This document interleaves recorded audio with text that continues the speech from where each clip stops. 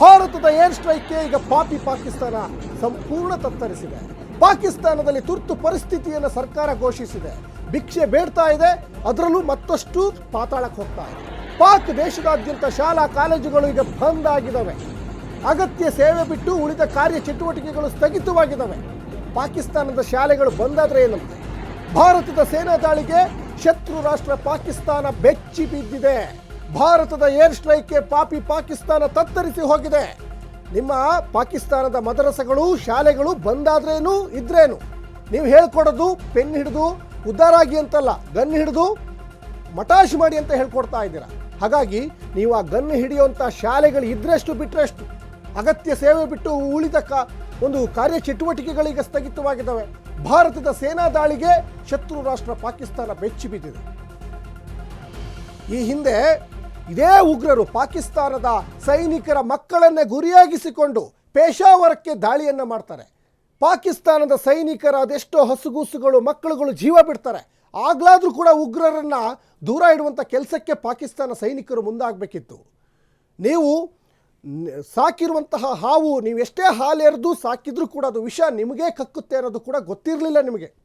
ಇವತ್ತು ನೀವು ಉಗ್ರರನ್ನು ಪೋಷಣೆ ಮಾಡೋಕ್ಕೆ ಹೋದ್ರಿ, ಜಗತ್ತಿನ ಬೇರೆ ಬೇರೆ ರಾಷ್ಟ್ರಗಳನ್ನು ಎದುರಾಕೊಳ್ಳೋಕೆ ಹೋದ್ರಿ. ಇವತ್ತು ಏನಾಗ್ತಾ ಇದೆ ಅಂದರೆ ಸಂಪೂರ್ಣವಾಗಿ ಪಾಕಿಸ್ತಾನ ಇವತ್ತು ಪಾತಾಳ ಸ್ಥಾನ ಆಗ್ತಾ ಇದೆ. ಪಾತಾಳಕ್ಕೆ ಹೋಗ್ತಾ ಇದೆ ಪಾಕಿಸ್ತಾನ. ಪರಮ ಪಾಪಿ ಪಾಕಿಸ್ತಾನ ಇದು. ಪ್ರತಿಯೊಬ್ಬರೂ ಕೂಡ ಇವತ್ತು ನೆನೆಸ್ಕೊಳ್ಬೇಕು. ಪಾಕಿಸ್ತಾನದಲ್ಲಿ ನೀವು ಡಿಜಿಟಲ್ ಸ್ಟ್ರೈಕ್ ಮಾಡಿದಂಥ ಸಂದರ್ಭದಲ್ಲೇ ಅರ್ಥ ಮಾಡ್ಕೋಬೇಕಿತ್ತು ಭಾರತ ಏನೋ ಪ್ಲ್ಯಾನ್ ಮಾಡ್ತಾ ಇದೆ. ಸಿಂಧೂ ನದಿ ನೀರನ್ನು ಬಂದ್ ಮಾಡಿದಾಗಲೇ ಅರ್ಥ ಮಾಡ್ಕೋಬೇಕಿತ್ತು ಭಾರತ ಏನೋ ಯೋಚನೆ ಮಾಡ್ತಾ ಇದೆ. ನಿಮ್ಮ ಯೂಟ್ಯೂಬ್ ಚಾನಲ್ಗಳು, ಪಾಕಿಸ್ತಾನದ ಸಚಿವರುಗಳು ಮತ್ತು ಶಾಸಕರುಗಳು, ಸಂಸದರ ಅಕೌಂಟ್ಗಳು ಬ್ಯಾನ್ ಆದಂಥ ಸಂದರ್ಭದಲ್ಲಿ, ಬ್ಲಾಕ್ ಮಾಡಿದಂಥ ಸಂದರ್ಭದಲ್ಲಿ ಅರ್ಥ ಮಾಡ್ಕೋಬೇಕಿತ್ತು ಪಾಕಿಸ್ತಾನಕ್ಕೆ ಭಾರತ ಏನೋ ಒಂದು ಪ್ಲ್ಯಾನ್ ಇಟ್ಕೊಂಡಿದೆ ಅಂತ. ಆದರೆ ನೀವು ಯಾವುದು ಕೂಡ ಅದನ್ನು ಅರ್ಥ ಮಾಡ್ಕೊಂಡಿಲ್ಲ. ನಾವು ಯುದ್ಧ ಮಾಡ್ತೀವಿ, ನಮ್ಮ ಹತ್ರ ಅಣುಬಾಂಬ್ ಇದೆ, ಹಾಗೆ ಹೀಗೆ ಅಂತ ಬಡಾಯಿ ಕೊಚ್ಕೊಂಡ್ರಿ. ಬರೀ ಬಡಾಯಿ ಕೊಚ್ಕೊಳ್ಳೋದಷ್ಟೇ, ಬೊಗಳೋ ನಾಯಿಗಳು ನೀವು ಅಷ್ಟೇ. ಪಾಕ್ ಉಗ್ರರ ನೆಲೆಗಳ ಮೇಲೆ ಭಾರತೀಯ ಸೇನೆ ಕ್ಷಿಪಣಿ ದಾಳಿಯಾಗಿದೆ. ಕ್ಷಿಪಣಿ ದಾಳಿ, ಭಾರತದ ನೆಲದಲ್ಲೇ ನಿಂತ್ಕೊಂಡು ಮಾಡಿರುವಂಥ ಕ್ಷಿಪಣಿ ದಾಳಿ. ಪಾಕ್ನ ಎಲ್ಲ ಏರ್ಪೋರ್ಟ್ಗಳಲ್ಲಿ ತುರ್ತು ಪರಿಸ್ಥಿತಿ ಘೋಷಣೆ. ಇಸ್ಲಾಮಾಬಾದ್, ಕರಾಚಿ, ಲಾಹೋರ್, ಮುಲ್ತಾನ್, ಸ್ಕರ್ದು, ಫೈಸಲಾಬಾದ್, ಪೇಶಾವರ ಏರ್ಪೋರ್ಟ್ ಸಂಪೂರ್ಣ ಈಗ ಸ್ಥಗಿತ ಆಗಿದೆ ಅನ್ನೋದು ಕೂಡ ಗೊತ್ತಾಗ್ತಾ ಇದೆ. ಸಂಪೂರ್ಣವಾಗಿ ವಿಮಾನ ಹಾರಾಟ ಬಂದ್.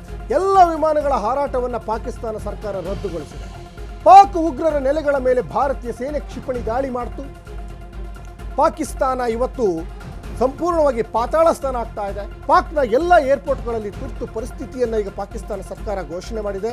ಇಸ್ಲಾಮಾಬಾದ್, ಕರಾಚಿ, ಲಾಹೋರ್, ಮುಲ್ತಾನ್ ಮತ್ತು ಸ್ಕರ್ದು, ಫೈಸಲಾಬಾದ್, ಪೇಶಾವರ್ ಏರ್ಪೋರ್ಟ್ ಸಂಪೂರ್ಣ ಈಗ ಸ್ಥಗಿತ.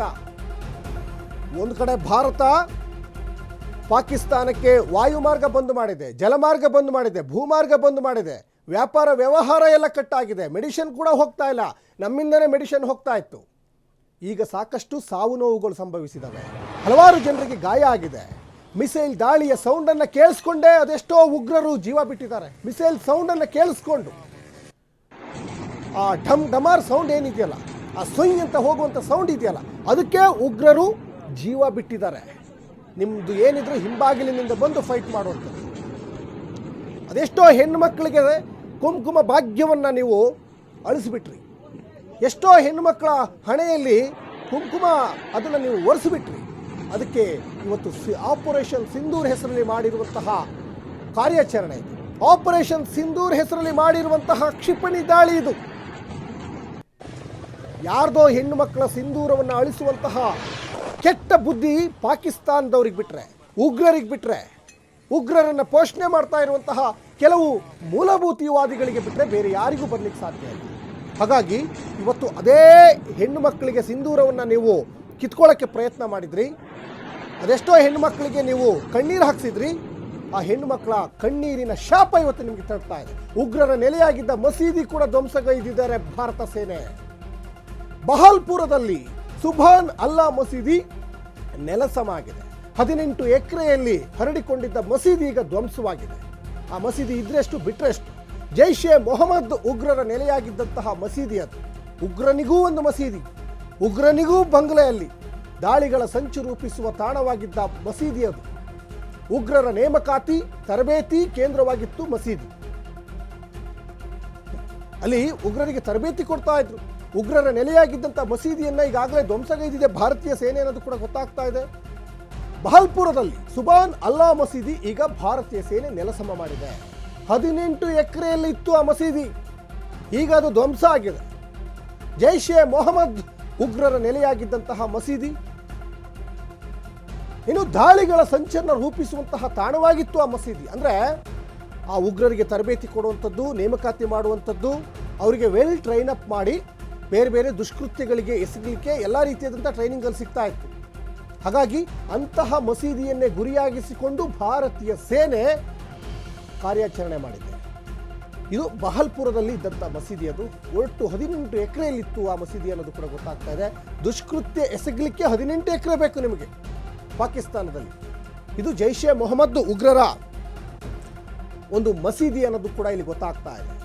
ದಾಳಿಗಳ ಸಂಚನ್ನು ರೂಪಿಸುವ ತಾಣವೂ ಆಗಿತ್ತು ಆ ಮಸೀದಿ. ಉಗ್ರರ ನೇಮಕಾತಿಯೂ ಅಲ್ಲೇ ನಡೀತಾ ಇತ್ತು, ತರಬೇತಿಯೂ ಅಲ್ಲೇ ನಡೀತಾ ಇತ್ತು.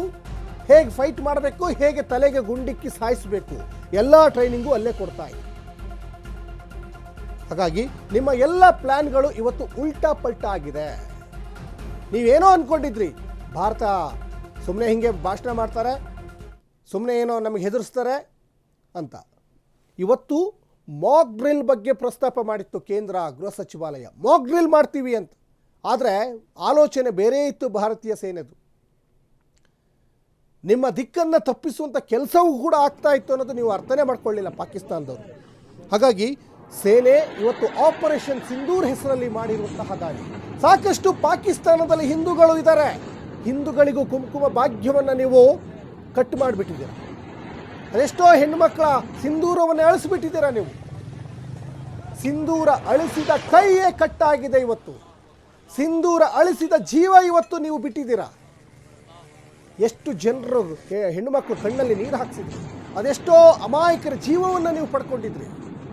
ಮೊನ್ನೆ 26 ಜನ ಇದೇ ಜಮ್ಮು ಕಾಶ್ಮೀರದ ಪಹಲ್ಗಾಮ್ನಲ್ಲಿ ಜೀವ ಬಿಟ್ಟರಲ್ಲ, ಅವರೆಲ್ಲರೂ ಕೂಡ ಅಮಾಯಕರು, ಪ್ರವಾಸಕ್ಕೆ ಬಂದಂಥವ್ರು, ಜಮ್ಮು ಕಾಶ್ಮೀರವನ್ನು ನೋಡಬೇಕು ಅಂತ ಬಂದಂಥವ್ರು, ಪ್ರಕೃತಿ ಸೌಂದರ್ಯವನ್ನು ವೀಕ್ಷಣೆ ಮಾಡಬೇಕಂತ ಬಂದವರು. ಅವ್ರೇನು ತಪ್ಪು ಮಾಡಿದರು? ಏನೂ ತಪ್ಪು ಮಾಡದೇ ಇರುವಂತಹ ಅಮಾಯಕರ ಮೇಲೆ ಪದೇ ಪದೇ ಪದೇ ಪದೇ ದಾಳಿ ಮಾಡ್ತಾ ಇದ್ದೀರಲ್ಲ, ನಿಮಗೆ ಇದಕ್ಕಿಂತನೂ ಉಗ್ರವಾದ ಶಿಕ್ಷೆನೇ ಕೊಡಬೇಕು. ಬರೀ ಮಿಸೈಲ್ ದಾಳಿ ಅಲ್ಲ, ನಿಮಗೆ ಹೇಗಂದರೆ ಜೀವಂತವಾಗಿ ನರಳಿ ಸಾಯೋ ಹಾಗೆ ಮಾಡಬೇಕು ನಿಮ್ಮನ್ನೆಲ್ಲ. ನೀವು ಜೀವಂತವಾಗಿ ನಮ್ಮ ಭಾರತೀಯ ಸೈನಿಕರಿಗೆಲ್ಲರೂ ಸಿಕ್ಕಿದ್ರೆ